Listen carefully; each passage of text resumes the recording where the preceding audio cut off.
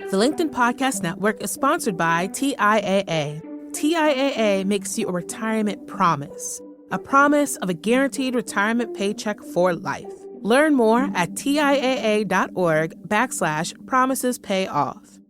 LinkedIn presents.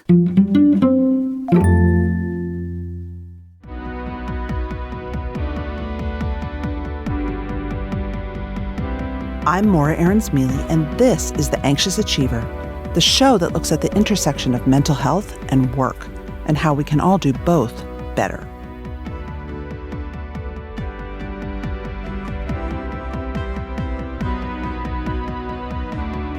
You know the moments that change everything?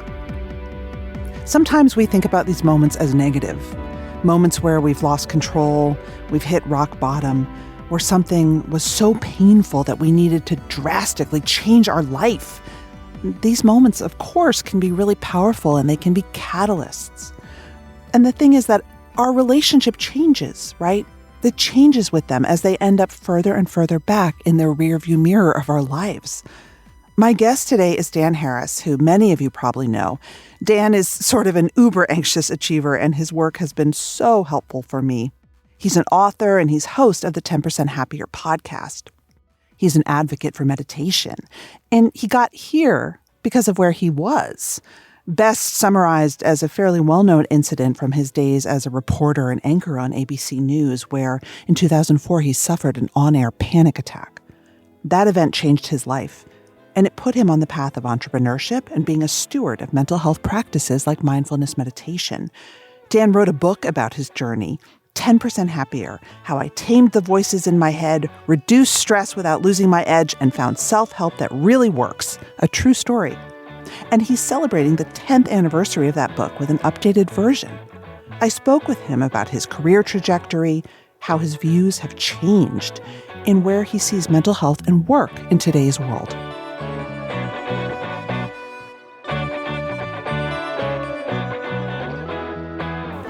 I have to tell you that two things struck me as I was rereading it, and I'd love your reflections. The first one was on your relationship with Peter Jennings.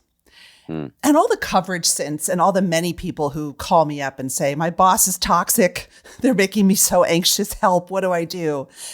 Did you reflect as you revised the book on what that relationship with your boss, legendary news anchor Peter Jennings was, and whether it was psychologically healthy or if it would have been different today? I've thought about this a lot. I think about it. I don't talk about Peter in my next book. I'm 6 years into writing my next memoir. And yeah, a lot of it is about failures in my own interpersonal style, including leadership style. And I see a lot of myself in Peter's manner. I think I picked up a lot of bad habits, not only from Peter, but also the many of the grown-ups in my life when I was starting out in the news business. And it's fashionable for people of my age to complain about millennials and Gen Zers. And for sure, I have indulged in some of that, but I've really come around to the fact that in the main, the changes that are happening in the workplace, the increased sensitivity to people's bandwidth, to burnout, to making sure that there's psychological safety, meaning that even the most junior person feels comfortable speaking up. None of that was an emphasis in my early days. Not a lot of psychological safety, I would assume, in the ABC newsroom in the early aughts. No. Tell us a little bit about that environment and about Peter Jennings for people who haven't just read the book. So he was the anchor of World News Tonight with Peter Jennings. He was an American icon, although actually he's Canadian. And he was panoramically famous. I mean, walking down the street with him in New York City, a place that is famously, immune to the charms of celebrities, it was like every head would turn. He was so well known. I mean, at the top of the influence of network news, the shows were each show on NBC, CBS, and ABC was reaching upwards of 30 million homes a night. Now, I think the number one show is 7 or 8 million a night. So it's But so Peter was super, super famous, and it was at a time when there weren't a lot of guardrails when it came to being tough on the furniture was the phrase that often got used. I've never heard that. Yeah. And so Peter could be tough on the furniture. He was short-tempered and expected excellence, and a complicated man who I think was married 4 times, and he's just a very complicated guy who had been poorly treated when he was young, and so this was just kind of the way things were done. I want to be clear, he had a lot of amazing aspects of his personality. He was a fantastic mentor to me and gave me opportunities that I never thought I would get, or let alone that I deserved. And so I loved the man. And one of the few times I've wept as a grown up was when he died. So I had deeply mixed feelings about him. But I think a lot about taking some of the good parts of his personality, the high standards, the willingness to speak truth to people who have a lot of power, the clarity of vision, the skepticism. I think a lot about retaining that while not being an intimidating leader. And I do not I do not succeed all the time, but it's definitely a priority. Well, I mean, one of the things that I love most about the book are these two quotes. The first is that what your father would tell you, your Jewish mother, your father, is that the price of security is insecurity. And that was also that was the sort of ethos I grew up with, but the workplace I grew up with also. Whereas if you rested for a second, someone would come eat your lunch, or you thought they would. So you could not stop to look behind your shoulder, right? It was always, and you talk about sort of your own belief in hypervigilance and how you felt like it powered your success. I just was wondering if you could reflect on why you chose the career you chose and how those qualities maybe even set you up for where you got to in that career, which was a pretty high height. Well, I chose TV news because I wanted something glamorous, although it turns out I had it mixed up in my mind with the movies. TV news is not actually that glamorous at all. There are some aspects of it when you get to the peak that are a little glamorous, but especially starting out, it was not glamorous at all. But it turned out that I actually loved it anyway. Once I was attracted to it for the wrong reasons, but once I got into it, I loved it for the right reasons, which is I'm curious. I love asking people tough questions. I love parachuting into really interesting worlds that I would never otherwise have access to, and being able to, sniff around for a bit. So it really suited my interests and my strengths. I'm not good at math, or I don't have a great attention span, so I couldn't have been a lawyer, or I don't think very successfully. Certainly, business didn't, or science wasn't really attractive to me. So this really was attractive to me. And yeah, I think that my dad's motto about the price of security is insecurity, that really worked for me. Yeah. Until it didn't. Yeah. And I think there are many human traits or capacities that are healthy to a certain point and then not healthy. This can be said of anger, ambition, envy, conflict. There are healthy versions of all of these and destructive versions of all of these. And the story in the book is that I just very clearly, dive headlong into the destructive end of the ambition spectrum. You didn't include anxiety in the sort of helpful sometimes until it's not category. Yeah, but that was an oversight, because I think that's what the price of ambition, the price of security is insecurity is all about. So absolutely, some amount of anxiety and stress makes sense. Mm-hmm. And then, one of the things I talk about in the book is this great expression, kind of like a mindfulness bell, a great little mantra that you can use to jar yourself out of going down the toilet, is a little expression that I got from my meditation teacher, Joseph Goldstein, which is this useful? Mm-hmm. So like on the 18th time that you're spinning around the horrible outcomes of some scenario that you're worried about, maybe ask yourself the question, is this useful? Because that can help draw the line between what I call, constructive anguish and useless rumination. Exactly. It's funny because one of the other things that I love, that I learned from your app doing a Joseph Goldstein mini course was, before you even ask that, you have to notice. And so his first prompt is when you're in that spin and you're trying to dial in, noticing. And I do that. I notice, and then I say to myself, is this useful? Mm-hmm. Is the amount of emotional energy, overwork, perfectionism, whatever you're throwing into this task serving you? Nothing can happen without awareness, right? I mean, what do they say in recovery? The first step is admitting it. Mm-hmm. So mindfulness or self-awareness, seeing things clearly, is the sine qua non. It is very hard to address any of your tricky mental habits if you aren't aware that those habits exist in the first place. Yeah. So you've talked and written about this a lot, but I'd love you to take our listeners back to this sort of moment in your career. You were a well-known journalist. You were on television. You were on Good Morning America, and you had a couple panic attacks. At that point in your life, did you think about the connection between achievement, anxiety, and work, or were you just inhabiting it and sort of stuck in it? I think I did think about it, yeah. I mean, I had my dad's mantra, so for sure. I thought that any success I achieved was directly correlated to the intensity of my anxiety, for sure. And so I wore it, like many people do, as a badge of honor. This I'm a stress ball, and anything I'm achieving is thanks to that. But you went to cover war. You covered many war Zones. Thank you. And at some place, it seems like that got mixed up. The ambition, the love of the job, the anxiety got mixed up with some PTSD. Yeah, it's interesting. I don't know if so. You're right that I did spend a lot of time in war zones after 9/11. So Afghanistan, Pakistan, Israel, West Bank, Gaza, Iraq. Many, many, many, many trips to Iraq. I don't know that I got PTSD. I think my problem was more that I liked it too much, and I don't want that to be misinterpreted. It's not like I get off on violence. I don't. It's just that it was so exciting. Mm-hmm.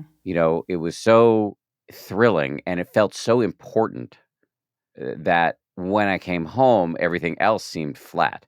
And this is not uncommon among actual veterans who, by the way, obviously their level of stress is exponentially higher than anything I have ever dealt with. But it's not uncommon to hear about veterans who come home and start speeding a lot because they're speeding in their vehicles because they're trying to recreate some of the thrill that they had become accustomed to. And so I think that for me was the problem. My ambition, in part, drove me overseas, and then what happened over there wasn't so much that I was traumatized, although maybe I was, but really what I key in on the most was that I had my finger in an electric socket, and then regular life. And I wasn't even leading a regular life. I was a network news man. So I was doing exciting things even when I was home, but quote unquote regular life just didn't cut it anymore. And that led to a bunch of, stupid behavior in my personal life, including doing cocaine.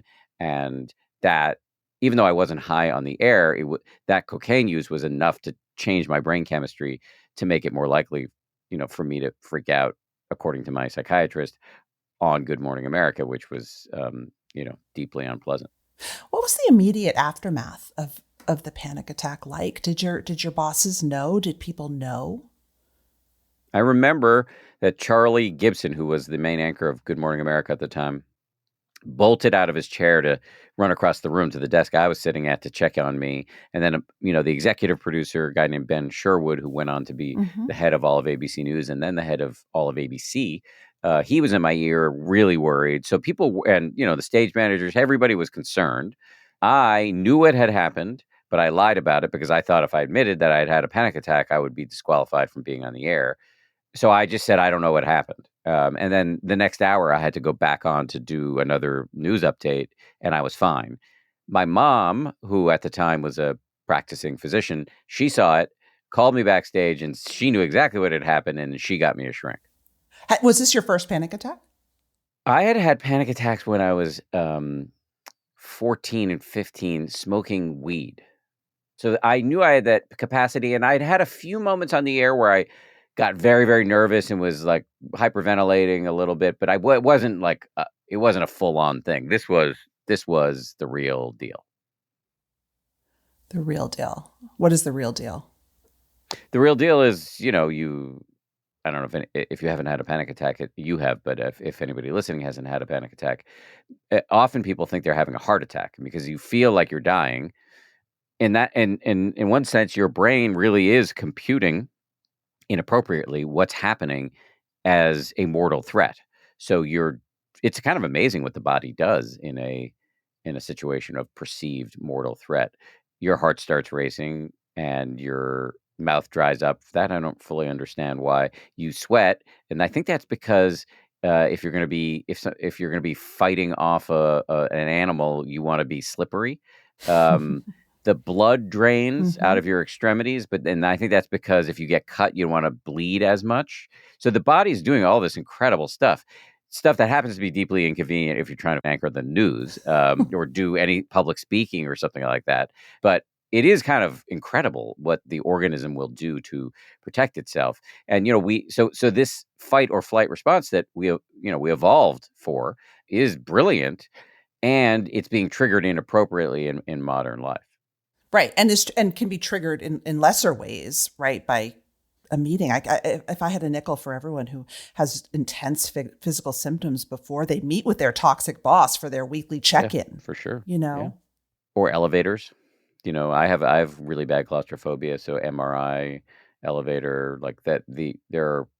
It's a bug in the system. It tends to go off when we don't need it. I never had problems on planes at all until recently. Huh. The problems with elevators and planes started for me during the pandemic. Mm-hmm. I think for two reasons. One, my baseline level of anxiety was really high. And then the other is that I wasn't getting on elevators or planes much. So when I started getting back on elevators and flying again, I had some trouble. And then it seemed like a huge setback. I was like, oh, I'm this Mr. Mental Health guy and I'm having panic attacks again.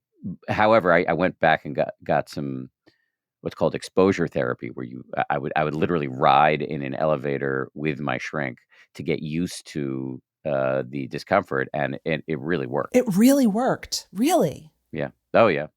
And I think there's something really important here, and it speaks to we're in the middle of an anxiety epidemic. I suspect, as we've never seen levels of anxiety this high, particularly among young people. And one of the contributors, according to some of the experts I've spoken to, is a increasing intolerance of discomfort.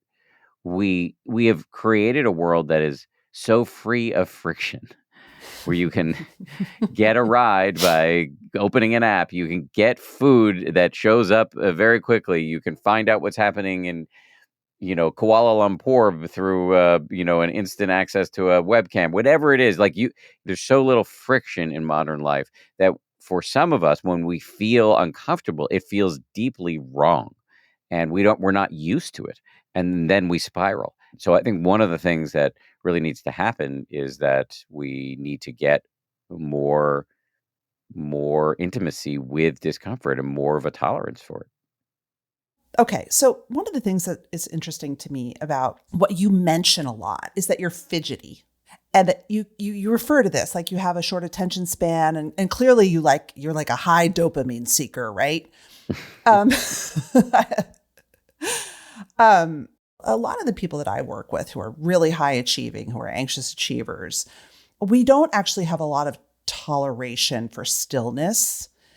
We don't like empty space or dead air, and we like to be doing.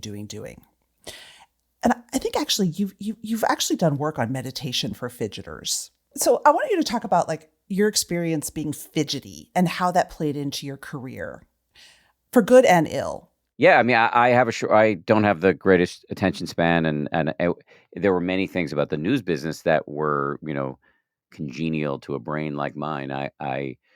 I respond well to deadlines, and I like the fast-paced nature of the job. That all really worked for me. It wasn't the best attitude to approach meditation with. in meditation, there are many flavors of meditation, but generally in mindfulness meditation, which is the kind of meditation that I generally talk about, you sit in a chair or on the ground or lie down. You just find a comfortable position, bring your full attention to the feeling of your breath coming in and going out. And if the breath makes you uncomfortable, you just pick something else, like the feeling of your body sitting or sounds in the environment, or you can scan different parts of the body. There are lots of options, but you're just basically picking something naturally occurring, something neutral, like your breath or some sensation in the body, and trying to focus on it. And then every time you get distracted, you start again and again and again. And so for fidgety people, this can sound like absolute torture. And it was for me at the beginning. It's just all these thoughts of, I want to get out of here. What am I doing? This is nonsense. And those still come from me. But there's an enormous relief in noticing that the things you think you can't sit with, restlessness, fear, anger, actually you can sit with. And we tend to take them very personally. Like we identify our restlessness as our restlessness, or our anger, our depression, or whatever. But there's a great monk who said that that's a little bit like misappropriation of public property. These emotions that we think are ours, try to find the you in it. try to lay claim to it. It's a little bit like grasping a cloud, and they're impersonal forces, almost like meteorological events that come together when the conditions are right, like a hurricane. And if you don't identify too strongly with it, if you don't interfere with it, if you don't resist it, it will come and go. And to see that, oh yeah, this thing that seemed like an inner monolith, this non-negotiable, unstoppable thing that is all me and mine, is actually just an inner squall that will come and go. That's really a relief. So it can be hard at the beginning, but just like exercise is hard. The first time you go running or get on a Peloton or whatever, that's uncomfortable. And Yeah. I think it's safe to look at meditation the same way. How should a fidgety skeptic approach meditation? There are many ways to do this. So, a lot of people, really don't want to sit still. Well, fine. There's walking meditation.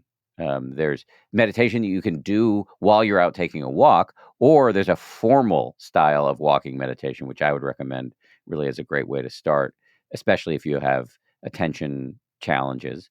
And, it just involves patching out a stake of ground in your house or outside, maybe 10 yards, and walking very slowly. It's a long walk to nowhere, walking very slowly to one end of the strip, and then turning around and walking back, and bringing your full attention to the feeling of your body moving.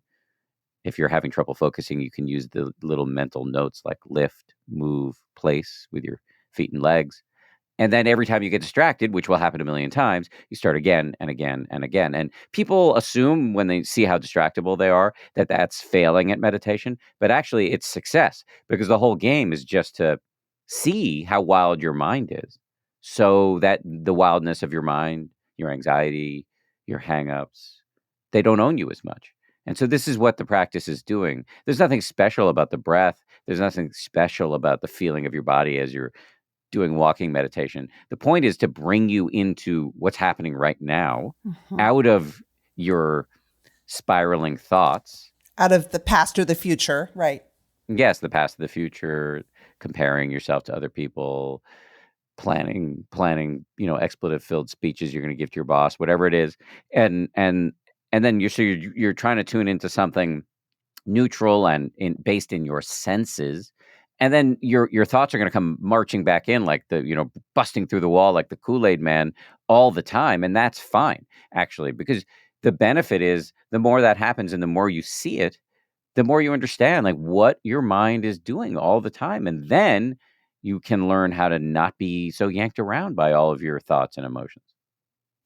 One of the things that you mentioned is that I think a lot of us, we like the anxiety, we like the rush, we like feeling needed at work, right? And so we couldn't possibly turn off our phone or stop answering emails because people might not need us. How does meditation help you unhook from all of these behaviors that are sort of rewarded in modern Mm, workplaces, but are for sure. really hard for us. And rewarded in your brain. I mean, you get dopamine when if you like being needed and you make yourself irreplaceable, then you're going to be getting a lot of rewards in your brain.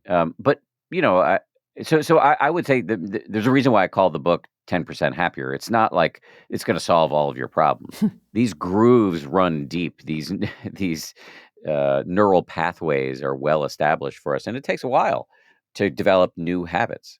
To offer your brain what my friend Dr. Judd Brewer, who is a neuroscientist and Buddhist, to offer your brain what Judd calls the bigger better offer and the BBO. And so what you'll see is that there's this constant desire for momentum, for excitement, for that next phone call, that next round of gossip. On some level, there's a lot of suffering in that you're not seeing. There's a lot of edginess. There's a lot of burnout. I'm not saying no amount of it is kosher. I'm just saying that the amount we tend to think we need or want, when you start paying attention, actually, there are aspects of it where it would be nice to turn the volume down a little bit. I mean, after all, we're all sleeping. Even those of us who aren't sleeping enough, which is most of us, are sleeping some. And so I would just say that, if you can, if you're turning off your devices long enough to sleep, turning off your device or putting your device in a different room for 1 to 5 minutes to meditate shouldn't be too big of a stretch. Yeah. And the bigger, better offer is that you can see that there are levels of equanimity and focus and calm that you may never have experienced before. I want to be clear, you don't want to go into meditation hoping for some specific experience, because that is a guarantee that you will be frustrated. But the point is that you can learn to be awake and aware with whatever is happening. And that is a radically new way to live your life, where all of a sudden waiting on a long line at an airport could be interesting. The LinkedIn Podcast Network is sponsored by TIAA. In the last 100 years, we've seen financial markets swing, new currencies come and go, decades of savings lost in days, all showing that a retirement plan without a guarantee, quite simply, isn't enough. So more than a retirement plan, TIAA makes you a retirement promise. A promise of a guaranteed retirement paycheck for life. A promise that pays off. Learn more at TIAA.org/promisespayoff. You switch gears in your career in midlife. It's right. You left the news business. Yeah. You became an entrepreneur. How did your anxious nature adapt to that? And what made you finally feel safe to leave the career that you had had for a long time and make the leap? Well, I screwed this up really badly in many, many ways. So all of it because of my anxiety. So the book came out in 2014, and I actually became an entrepreneur very shortly thereafter. And I was still working for ABC News. So I was a guy who was anchoring Nightline, the weekend editions of Good Morning America, traveling the world doing breaking news and investigative stories. I had the book, which meant that I was also doing speaking gigs. And then I agreed to write another book. And then I started a podcast, and I started a venture-backed company that built a meditation app. And right in the middle of this period, we had our first and only child too. So I was doing an insane amount, really out of anxiety that I didn't feel safe. Nobody who feels safe needs to do all of that. And so it took me a long time. First thing I did when I realized that I was being a dummy was I went part-time at ABC News. And then, so I did that for several years. And then in 2020, so about 2 years ago, a little bit more, I actually left ABC News altogether. I asked them to let me out of my contract in the middle of it, which was took a little maneuvering. But they finally did. And yeah, that has been great. And, but I want to say, like, I'm still very, very ambitious, and I still have plenty of anxiety. And it's just there's a great, I'll wrap up this long answer by quoting Esther Perel. Has this quote, and I'm probably going to mangle it, but the heart of it is, some things are not problems to be solved, they're dynamics to be managed. And so I kind of view my anxiety that way. I mean, there's a certain amount of anxiety that is helpful for me and for many other people, and I tend to overdo it sometimes, and so I really have to be right on top of it. So I don't envision some Elysian fields where I've got this figured out. I just think it's going to be a dynamic I manage all the way to the lip of the grave. That said, do you have any advice for people who are juggling too much, who know they need to move on to something else and yet don't feel safe? It's such a universal feeling, I think, especially now when things are so uncertain. I'm struggling with that. I have so much anxiety around money and scarcity. And what has all your incredible study taught you about that, about taking the leap? I have all of that anxiety, just everything you said, money, scarcity. It's definitely there. But there are a bunch of things that help. One, mindfulness meditation has helped me a lot in being able to see clearly what's happening so that I'm not driven blindly by, some neurotic, anxious program that's in some unseen corner of my mind that's feeding me ideas that I'm just acting out without any, awareness. And so just understanding the anxiety that I have this anxiety and that I can get curious about how is it showing up in my body right now and watch it come and go instead of reacting reflexively. That's super helpful. Another thing is self-compassion, which is it really is as simple as talking to yourself or having the attitude vis-a-vis yourself that you would have toward a friend. And it's not enough to just wish that into, for most of us, it's not enough for us to just like wish that into being. You have to practice it. And it really is about learning to counter program against your own negative and anxious and self-critical inner voice. And sometimes, like there's actually a bunch of research that shows that if you can get into the habit of talking to yourself the way you would talk to a good friend when you're freaking out or any other time, and put your hand on your heart, Mm-hmm. and it's very embarrassing. I wouldn't want anybody to see me doing this, but it really is helpful because we have this capacity to give advice, to mentor, and you can direct that capacity toward yourself. One thing that's been shown in the research, there's a lot of research on this. One thing that's been shown to help is distant self-talk. So using your own name, Mm-hmm. because that can create the illusion in your brain/mind that somebody else is giving you the advice. I think a lot of basic sort of personal health hygiene Mm. can help with anxiety. So making sure you're getting enough sleep, exercise, access to nature, all of those things, eating well, but not being overly persnickety about it, because that's a real pitfall. So those like basic things are very helpful in reducing anxiety. And then the final thing, which I think is probably the most important, is the power of your social connections. It's interesting, we this is a thing I talk about a lot, that we live in an era of optimization. People are like tracking their sleep and counting their calories and trying to achieve ketosis and getting into really hardcore exercise and whatever. But the number one variable, if you look at the data, is it's not any of those things. It's the quality of your relationships. That is what will determine your health, happiness, and success and popularity. Um, and we don't tend to get systematic about that. And in fact, the major thrust of my next book is teaching people how to do that, because I and meditation is a big part of it, but not the only part. And I think this is.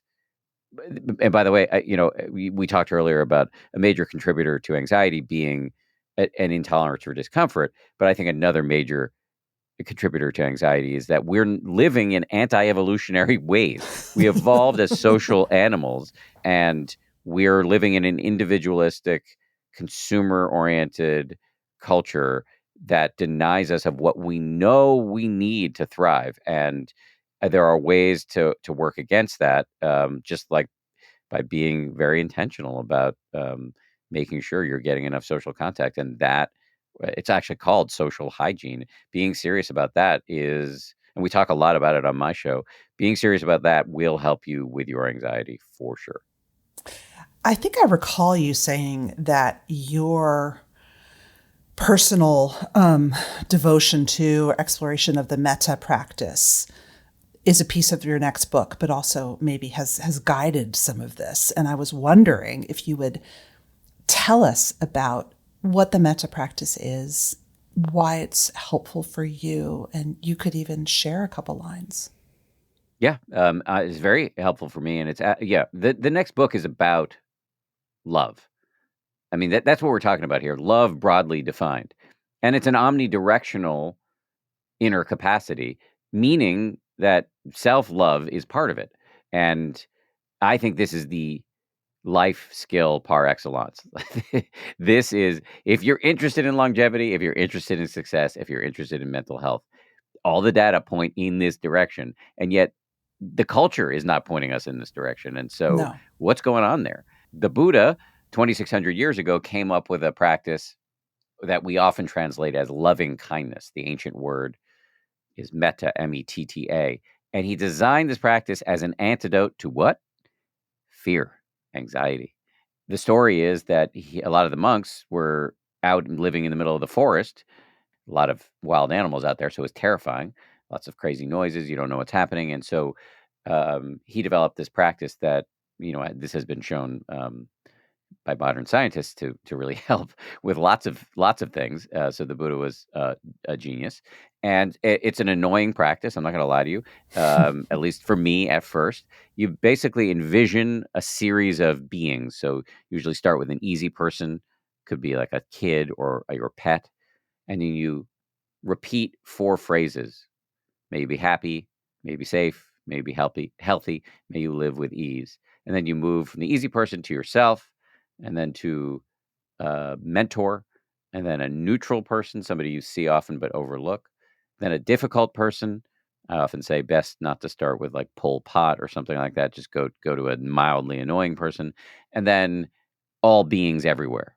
Um, and so you're just generating either a felt sense of these people or a visual image and repeating the phrases. And it's actually quite a bit of work. It requires a lot of bandwidth, but it has been shown through modern science to have physiological, psychological, and even behavioral benefits.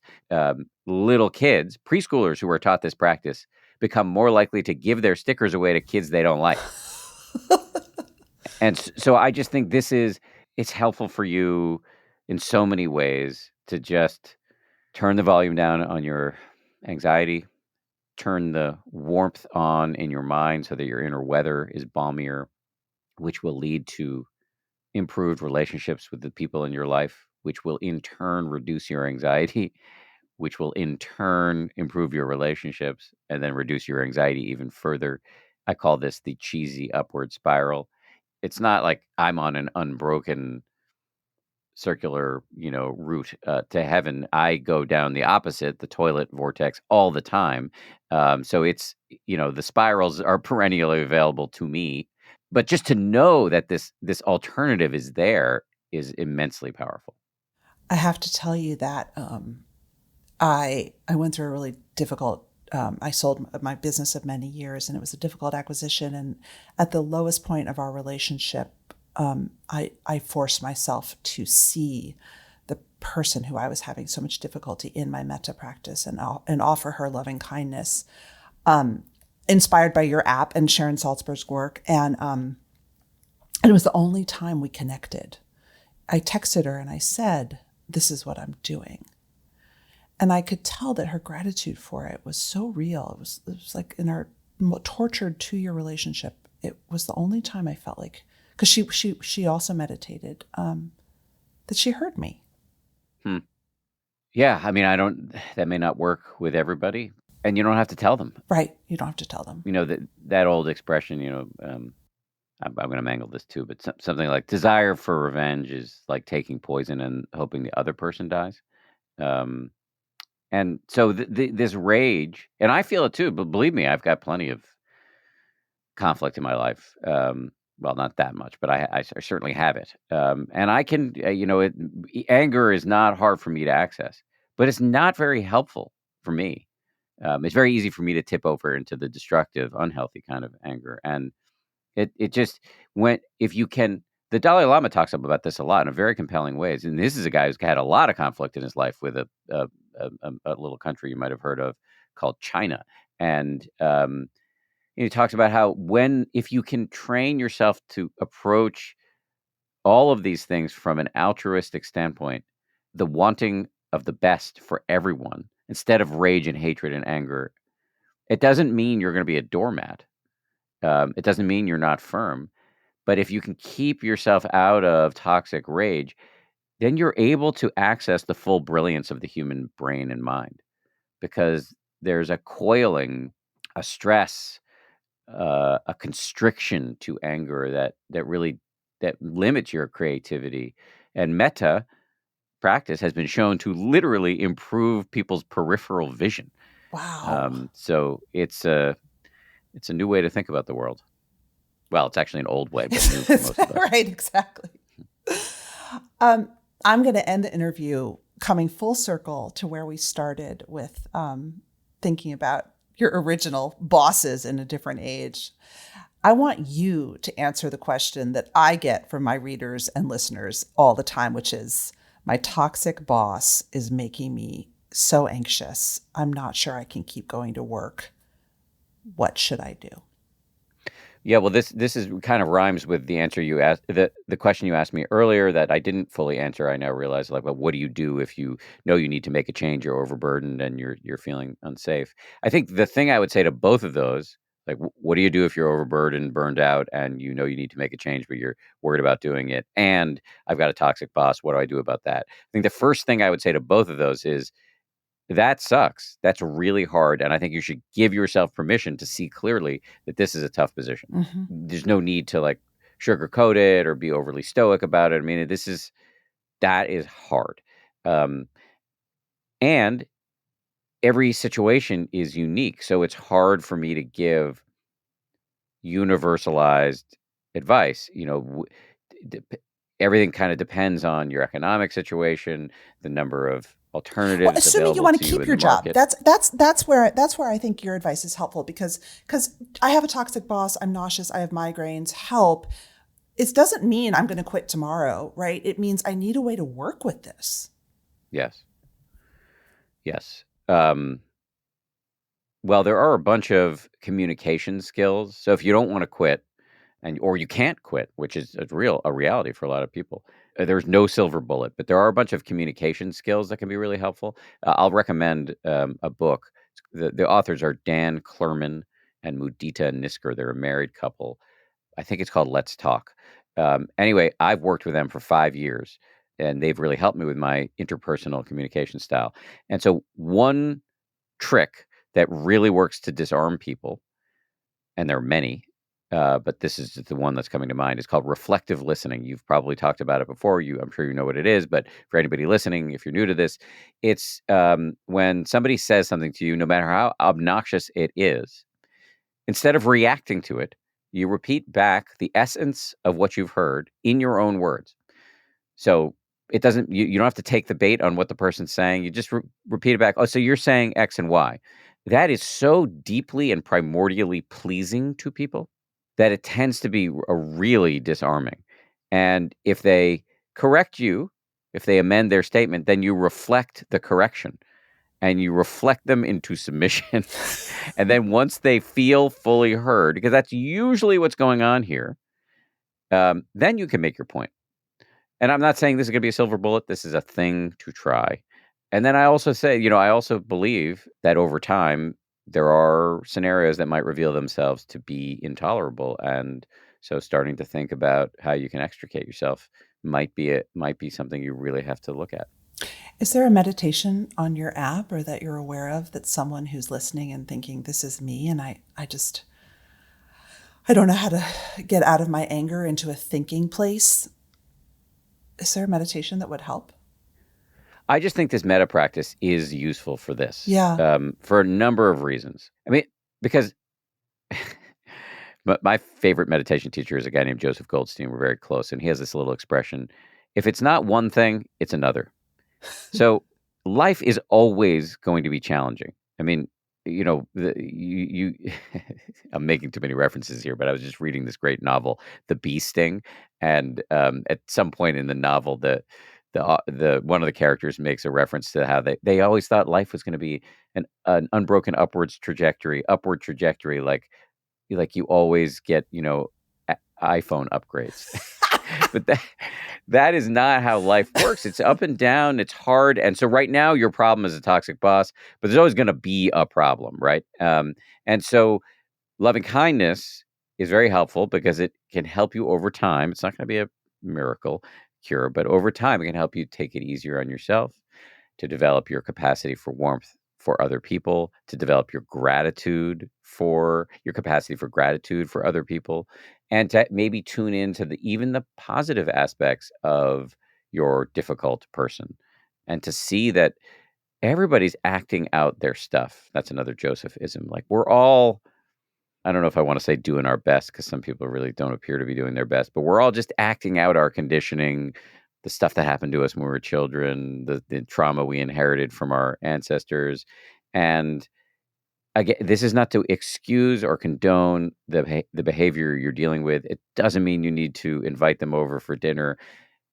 But if you can just start to see it, take it less personally, see that it's not really about you, that this right now may be your cross to bear, but there are ways to do it that can be less horrible for you. Dan Harris, thank you so much. Total pleasure.